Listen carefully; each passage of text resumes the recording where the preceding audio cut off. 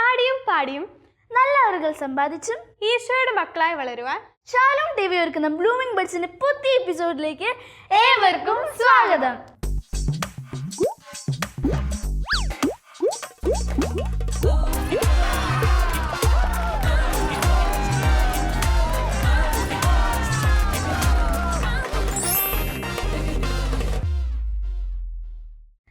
ചേച്ചി, സുനിത സിസ്റ്റർ ഒരു സംഭവമല്ലേ?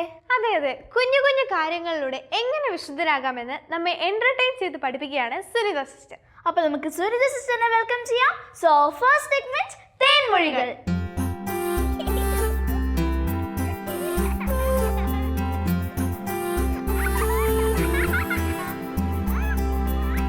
പ്രിയമുള്ള കുഞ്ഞു കൂട്ടുകാരെ, ഇത് കണ്ടോ, സുന്ദരമായിട്ടുള്ള ഒരു കസേര. ഇത് നമ്മൾ ലുലു മാർക്കറ്റിൽ നിന്നും ഹൈപ്പർ മാർക്കറ്റിൽ നിന്നൊന്നും വാങ്ങിച്ചതല്ല, സ്വന്തമായി കൈകൾ കൊണ്ടുണ്ടാക്കിയതാണ്. സിസ്റ്ററിനെ സഹായിക്കാൻ നല്ല സുന്ദരനായിട്ടുള്ള ഭയങ്കര ആർട്ടിസ്റ്റായിട്ടുള്ള ഒരു കലാകാരനായ ബിജുവും കൂടെ ഉണ്ടായിരുന്നു. അങ്ങനെ ഒപ്പം ചേർന്ന് ഉണ്ടാക്കിയതാണ്. സുന്ദരമല്ലേ? ലുലുല്ലേ? സ്റ്റാൻഡേർഡ് കസേരയാണ്. കുഞ്ഞുമക്കളെ, സിസ്റ്റർ ഒരു കുഞ്ഞു ചോദ്യം ചോദിക്കട്ടെ. കസേരയ്ക്ക് എത്ര കാലുണ്ട്? ഒന്ന് എണ്ണി നോക്കിക്കേ. 1 2 3 4 അല്ലേ? നിങ്ങൾ ഉത്തരം കറക്റ്റായിട്ട് പറഞ്ഞു. 4 കാലുണ്ട് ഈ കസേരയ്ക്ക്. കസേര സാധാരണ എന്തിനാ ഉപയോഗിക്കുന്നത്? ഒന്ന് ചിന്തിച്ച് നോക്കിയേ. നമ്മളെ വീട്ടിൽ കസേര ഉണ്ടോ? ഉണ്ട്. അപ്പോൾ ഈ കസേര എന്തിനായിരിക്കും നമ്മൾ വീട്ടിലുണ്ടാക്കുന്നത്? പപ്പയൊക്കെ വാങ്ങിച്ചിട്ട് വരുന്ന എന്തിനാ? കറക്റ്റാണ്. എന്നാ, നമുക്ക് ഇരിക്കാം അല്ലേ? കസേര ഇരുന്ന് ഒന്ന് റിലാക്സ് ചെയ്യാൻ, വേണമെങ്കിൽ ഇങ്ങനെ ചാരിക്കിടന്ന് ഇങ്ങനെയൊക്കെ ഉറങ്ങാനൊക്കെ നമ്മൾ ഉപയോഗിക്കും അല്ലേ? ഇനി ഇരിക്കാനല്ലാതെ മറ്റെന്തിനൊക്കെ ഈ കസേര ഉപയോഗിക്കാം? ഒന്ന് പറഞ്ഞു നോക്കിക്കേ. 1 2 3 സ്റ്റാർട്ട്. ഓക്കെ, ഒരാൾ രോഗം ബാധിച്ച് ഇങ്ങനെ അവശ്യ നിലയിലായിരിക്കണം, ഒരു രോഗിയെ ഇതിൽ ഇരുത്തി നമുക്കിങ്ങനെ കൊണ്ട് ആശുപത്രിയിൽ പോവാം. അല്ലെ കാലോ കൈയോ ഫ്രാക്ചറായ ഒരാളെ മുകളിലത്തെ നിലയിൽ നിന്ന് താഴത്തെ നിലയിലേക്ക് ഇതിലിരുത്തി നമുക്കിങ്ങനെ ഇങ്ങനെ കൊണ്ടുവരാം അല്ലേ?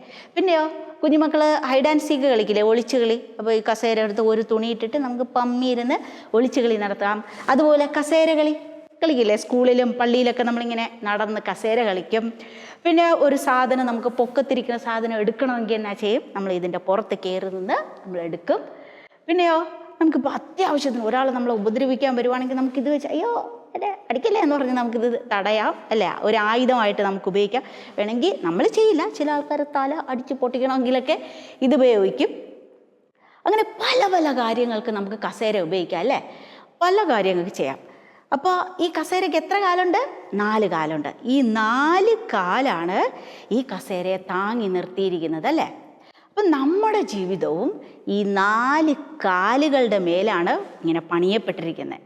ഓക്കെ, അപ്പോൾ ഈ കാലുകളൊക്കെ ഏതൊക്കെയായിരിക്കും നമ്മുടെ ജീവിതത്തിലെ കാലുകൾ? ഒന്ന് നോക്കട്ടെ. ഇത് വേണ്ട, നമുക്ക് ഇത് ലാസ്റ്റ് എടുക്കാം. ശരീരമാണല്ലോ പ്രധാനപ്പെട്ടത്. ശരീരം ഇല്ലെങ്കിൽ നമുക്ക് പറ്റില്ല. അപ്പം നമ്മുടെ ജീവിതത്തിൽ ഈ 4 കാല് സ്ട്രോങ് ആയിരിക്കണം. അതിൻ്റെ 4 കാലുകൾ സിസ്റ്റർ പറഞ്ഞു തരാം. അതിനു മുമ്പ് മറ്റൊരു കാര്യം കൂടി നമുക്ക് ചിന്തിക്കേണ്ടതുണ്ട്.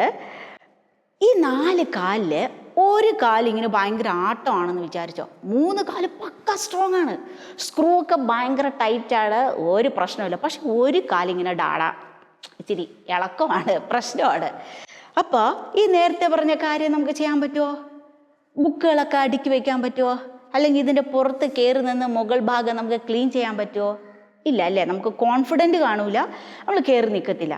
അപ്പോൾ 2 കാല് പോയാലുള്ള അവസ്ഥ, 3 കാലിൻ്റെ സ്ക്രൂ ഇളകിയിരിക്കുകയാണ്, ഒരു കാല് പക്ക സ്ട്രോങ് ആണ്. അങ്ങനെയെങ്കിലോ വല്ല കാര്യവും നടക്കുമോ? ഇല്ല അല്ലേ? അമ്മയൊക്കെ പതിയെ ഈ കസേര എടുത്ത് പുറകിലോട്ട് കൊണ്ടുവന്ന് ആരും കാണാത്ത റൂമിൽ വെക്കും.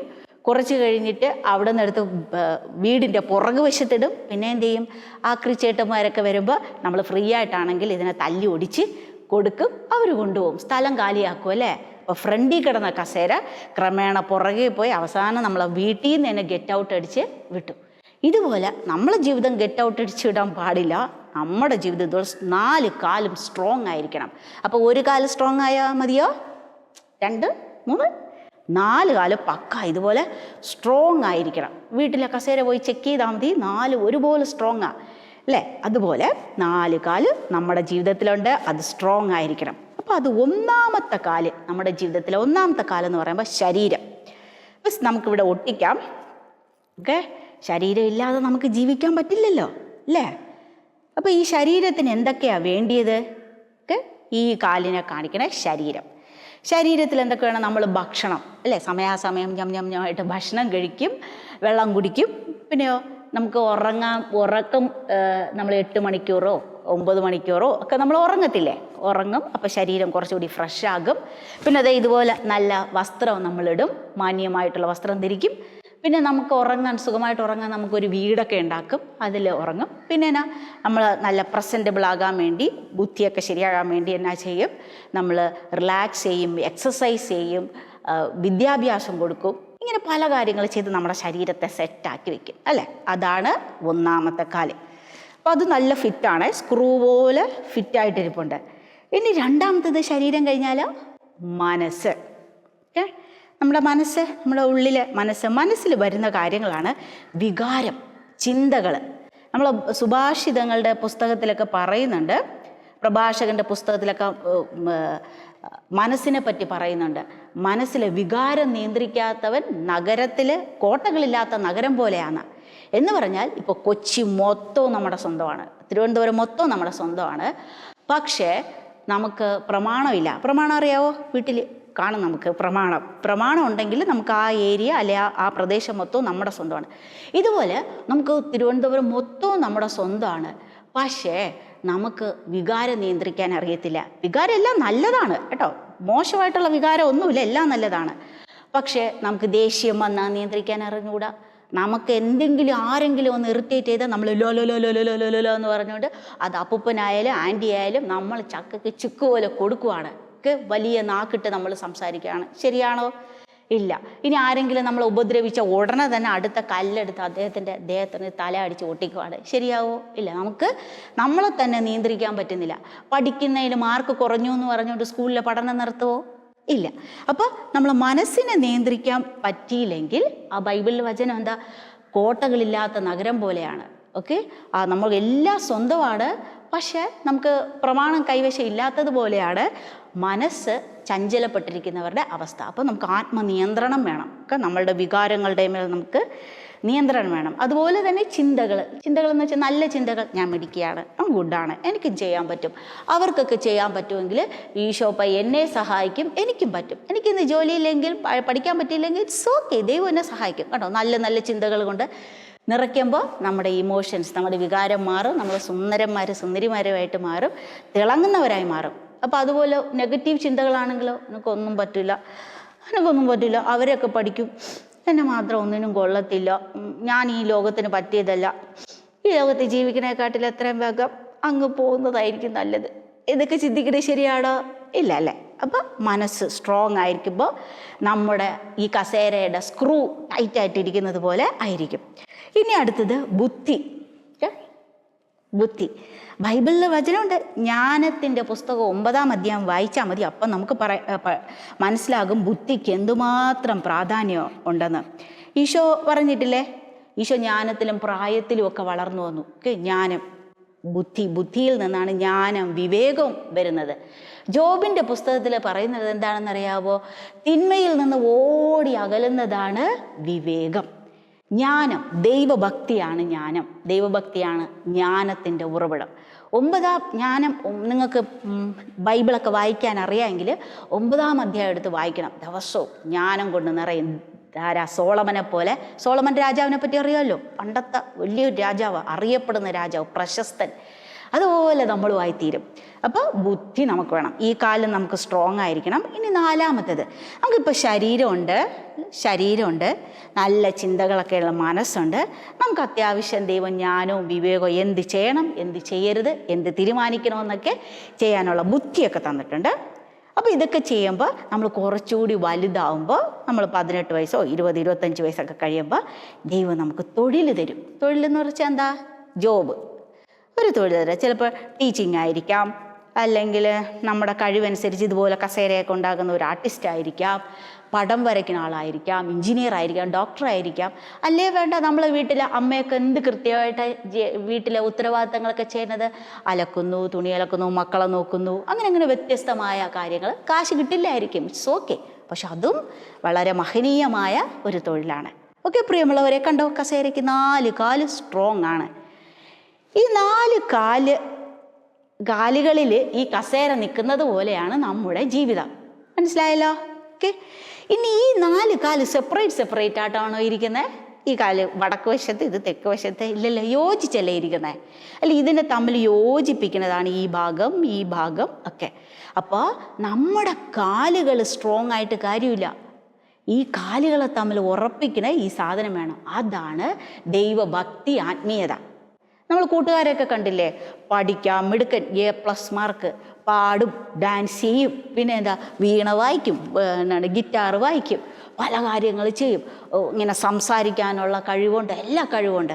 പക്ഷെ ദൈവവിശ്വാസം ഇല്ലെങ്കിലോ, പ്രശ്നങ്ങൾ വരുമ്പോൾ ലൂസായി പോവും, നമ്മൾ താഴെ വീഴും. ഒറ്റയ്ക്ക് നിന്നിട്ടൊന്നും കാര്യമില്ല, ഇതിനെ ചേർത്ത് വെക്കണം. ഓക്കെ. അപ്പം നമ്മളെ ജീവിതത്തിൽ ഇതുപോലെ ചേർത്ത് വെക്കുന്നതാണ് നമ്മുടെ വിശ്വാസം, ആത്മീയത. പിടികിട്ടിയോ? ഓക്കെ. ഇനി സിസ്റ്റർ ഒരു കുഞ്ഞു കാര്യം കൂടി കാണിച്ചേട്ടെ. ഓക്കെ. അപ്പോൾ കസേര കാര്യം നമ്മൾ പഠിച്ചു. ഇനി അടുത്ത സിസ്റ്ററിൻ്റെ കയ്യിൽ ഒരു സ്കെയിലുണ്ട്. തൽക്കാലം സിസ്റ്റർ ഇതേ അകത്ത് വെച്ചേക്കുവാണ് കേട്ടോ, നമുക്ക് പിന്നെ എടുക്കാം. ഓക്കെ. സ്കെയില്, ഒരു ചാർട്ട് പേപ്പർ. നമുക്ക് പ്രാർത്ഥിച്ചാൽ മാത്രം, നമ്മൾ ഈശോപ്പേ എന്ന് വിളിക്കുന്നതിനോടൊപ്പം വേറെ ചില കാര്യങ്ങളും കൂടി ചെയ്യണം. അപ്പോൾ നമ്മൾ ദൈവാനുഭവം കൊണ്ട് നിറയ്ക്കും. മല പോലെ പ്രശ്നം വന്നാലും, ടീച്ചർ വഴക്ക് പറഞ്ഞാലും, പപ്പയും അമ്മയും വഴക്ക് പറഞ്ഞാലും നമുക്കൊരു പ്രശ്നവും വരത്തില്ല. നമ്മൾ കരഞ്ഞ് നമ്മൾ തലയണയെ കുളിപ്പിക്കില്ല. ഓക്കെ. നമുക്കെഴുതാം. കണ്ടോ, ഒരു ത്രികോണം. ഓക്കെ. അപ്പോൾ നമ്മുടെ ജീവിതം സ്മാർട്ടാകാൻ, ദൈവാനുഭവം കൊണ്ട് നിറയ്ക്കാൻ വേണ്ടത് ഒന്നാമത്തെ, തലയ്ക്ക് മുകളിൽ നമ്മളെ ദൈവം. ഓക്കെ. ഇനി എവിടെയാ മനുഷ്യൻ എന്ന് പറഞ്ഞാൽ പപ്പയും അമ്മയും ചേട്ടനും അയൽക്കാരും നമ്മളെ പള്ളിയിലെ ആൾക്കാരും, അങ്ങനെ ചുറ്റുവട്ടത്തുള്ള എല്ലാവരും വരും. മൂന്നാമത്തേതോ പ്രപഞ്ചം. കണ്ട. അപ്പോൾ ഈ ടോപ്പിൽ നമ്മുടെ തലയ്ക്ക് മുകളിലുള്ള ദൈവത്തിലുള്ള വിശ്വാസം, ഇതെന്നാ പ്രപഞ്ചം, മനുഷ്യൻ.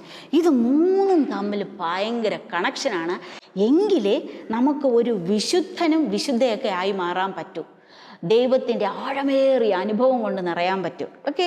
ചുരുക്കത്തിൽ ദൈവം എന്താ പറയണത് ഇവിടെ? നമ്മൾ ഈശോയെ സഹായിക്കണേ, ഈശോപ്പേ നീ ഇല്ലാതെ എനിക്ക് പറ്റത്തില്ല, പരിശുദ്ധ അമ്മയെ കൂടെ വരണേ, സ്വർഗത്തിലെ മാലാഖമാരെ വേഗം വായോ എൻ്റെ കൂടെ വരണേ, നമ്മുടെ വിശ്വാസം. ഓക്കെ.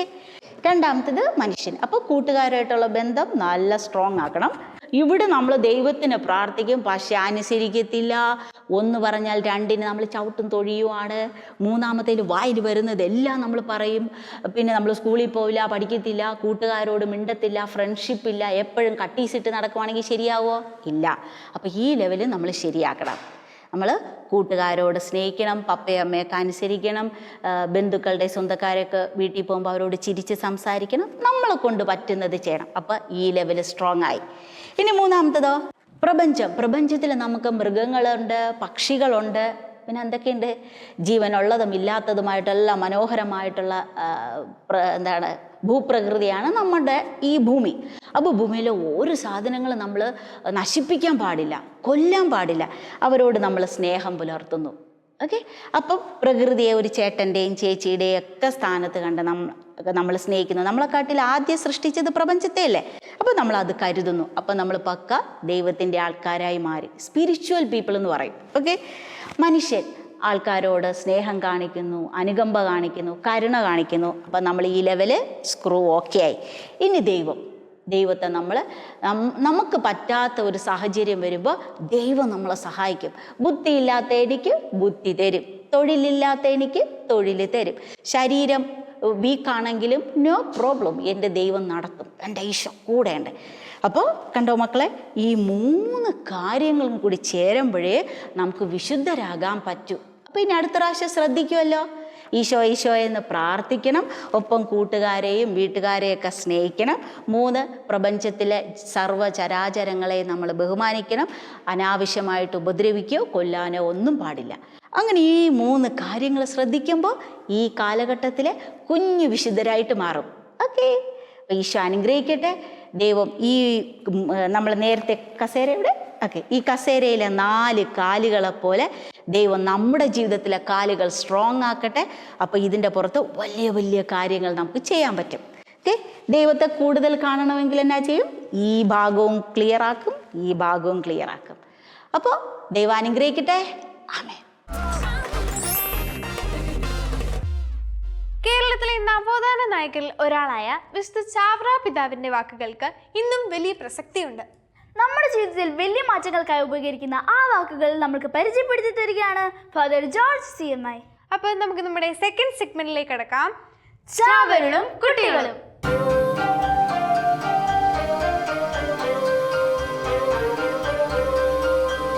വിശുദ്ധ ചാവറ പിതാവിൻ പറഞ്ഞു വച്ചിരിക്കുന്ന കാര്യങ്ങളെക്കുറിച്ചാണല്ലോ നമ്മൾ ചർച്ച ചെയ്യുന്നത്.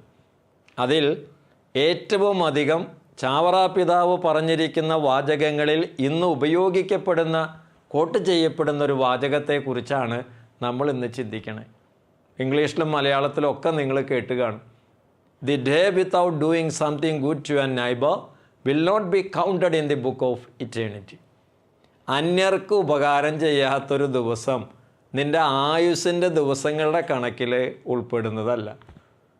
നമ്മളെല്ലാവരും ശ്വസിക്കുകയും കാണുകയും കൈകാലിട്ട് ഇളക്കുകയൊക്കെ ചെയ്യുമ്പോൾ നമ്മളെന്ത് പറയും? ഞാൻ ജീവിക്കുന്നുണ്ടെന്ന് പറയും. എന്നാൽ ആയുസ്സിൻ്റെ പുസ്തകത്തിൽ നിൻ്റെ ഒരു ദിവസം രേഖപ്പെടുത്തണമെങ്കിൽ അന്യർക്ക് ഏതെങ്കിലും തരത്തിലുള്ള ഉപകാരം ചെയ്തിട്ടുണ്ടാവണം. ഞാനിവിടെ നിൽക്കുമ്പോൾ നന്ദിയോട് കൂടിയിട്ട് വിശുദ്ധ ചാവറ പിതാവിനെ ഓർക്കുകയാണ്. കാരണം കണ്ണിൽ കണ്ട നന്മകളൊക്കെ ചെയ്യാൻ വേണ്ടിയിട്ടാണ് സന്യാസ വൈദികരുടെ ഈ സമൂഹത്തിന് രൂപം കൊടുക്കുന്നത് എന്ന് കൃത്യമായിട്ടും വ്യക്തമായിട്ടും പറഞ്ഞു വെച്ച പിതാവാണ് വിശുദ്ധ ചാവറ പിതാവ്. ആ പിതാവ് മറ്റുള്ളവരോട് പറയുക മാത്രമല്ല, തൻ്റെ 66 വയസ്സ് ജീവിതത്തിനിടയിൽ ധാരാളം നന്മകൾ മനുഷ്യർക്ക് ചെയ്ത് കടന്നു പോയിട്ടുള്ള ധന്യാത്മാവാണ്. നമ്മൾ അറിഞ്ഞിരിക്കേണ്ട കാര്യം, കുട്ടികൾക്ക് വേണ്ടിയിട്ട് തന്നെ എത്രയോ കാര്യങ്ങൾ ചെയ്തിരിക്കുന്നു. എല്ലാ കുട്ടികളും നിർബന്ധമായിട്ട് പഠിക്കണമെന്ന് ആഗ്രഹിച്ചുകൊണ്ടാണ് പിതാവ് പള്ളികളോട് ചേർന്ന് പള്ളിക്കൂടങ്ങൾ ആരംഭിച്ചത്. കുട്ടികൾക്ക് ഭക്ഷണം കഴിക്കാനായിട്ട് ഇല്ലാത്തത് കൊണ്ടാണ് സ്കൂളിൽ വരാത്തതെന്ന് മനസ്സിലാക്കിയ പിതാവ് ഉച്ചക്കഞ്ഞി സമ്പ്രദായം പിടിയേരിയിലൂടെ നടപ്പാക്കുകയാണ്. കുട്ടികൾക്ക് പഠിക്കാനും പ്രാർത്ഥിക്കാനൊക്കെ ഇണങ്ങുന്ന സൗകര്യങ്ങൾ ഒരുമപ്പെടുത്തുകയാണ്. അതിനാവശ്യമായിട്ടുള്ള പ്രിൻറ്റിംഗ് പ്രസ്, പുസ്തകങ്ങൾ അദ്ദേഹം നിരവധി എഴുതി. കവിതകൾ മാത്രമല്ല, കഥകൾ, നാടകങ്ങൾ, അദ്ദേഹം കൈവയ്ക്കാത്ത മേഖലകളില്ല. പ്രാർത്ഥനകൾ ക്രോഡീകരിച്ചു. വലിയവർക്കും ചെറിയവർക്കൊക്കെ പ്രാർത്ഥിക്കാനായിട്ട് ഉതകുന്ന കാര്യങ്ങൾ, പഠിക്കാനായിട്ടുള്ള കാര്യങ്ങൾ, കുടുംബങ്ങളുടെ ചട്ടങ്ങൾ, അദ്ദേഹം ചെയ്യാത്ത നന്മകൾ എന്താണ്? ഇങ്ങനെ നാനാതരത്തിൽ നന്മകൾ ചെയ്ത് കടന്നു പോയിരിക്കുന്ന പിതാവാണ്.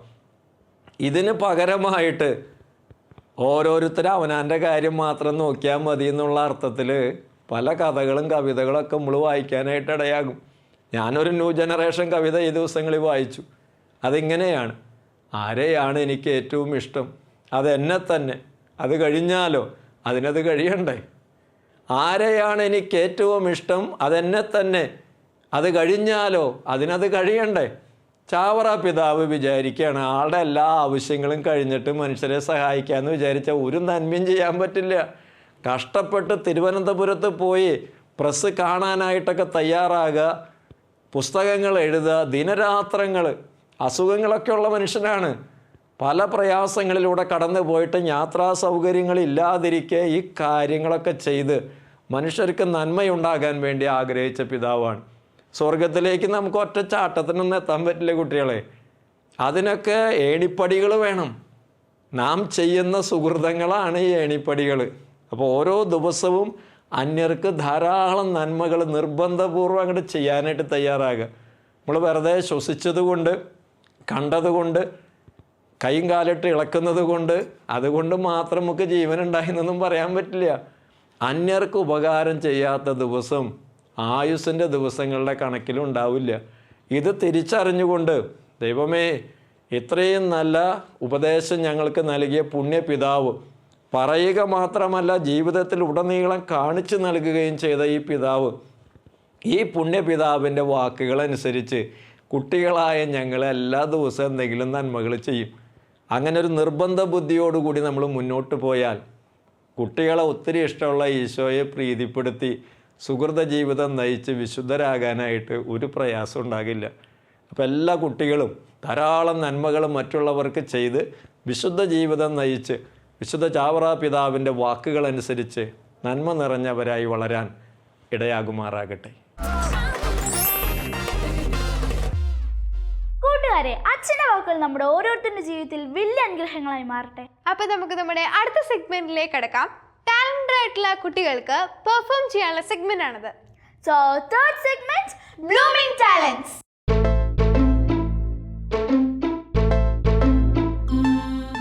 ഈ ലോകം മുഴുവനുള്ള എൻ്റെ പ്രിയ കൂട്ടുകാരെ, ഇന്ന് ഞാനിവിടെ നിങ്ങൾക്ക് പരിചയപ്പെടുത്താൻ പോകുന്നത് കാവൽമാലാഖയെ കുറിച്ചാണ്. ഈ ചെറിയ പേരിൽ ആരെയും നിന്ദിക്കാതിരിക്കുവാൻ സൂക്ഷിച്ചു കൊള്ളുക. സ്വർഗത്തിൽ അവരുടെ ദൂതന്മാർ എൻ്റെ സ്വർഗസ്ഥനായ പിതാവിൻ്റെ മുഖം എപ്പോഴും ദർശിച്ചു കൊണ്ടിരിക്കുകയാണെന്ന് ഞാൻ നിങ്ങളോട് പറയുന്നു.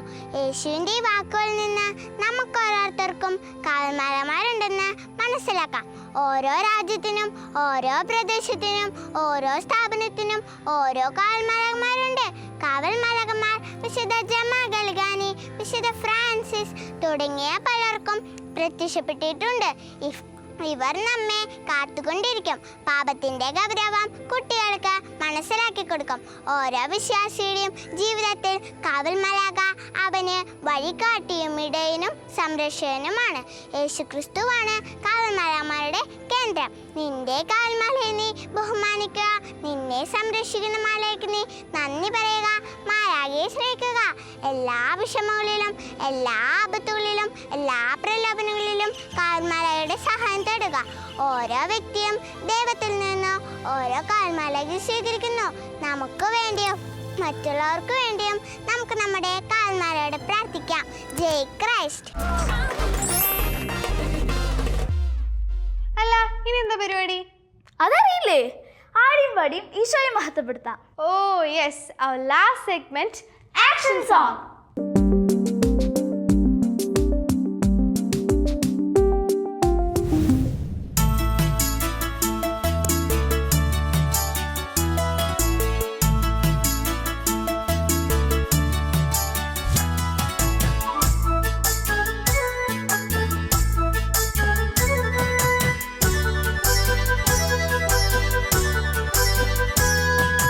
La la la la la la la la la la la la la la la la.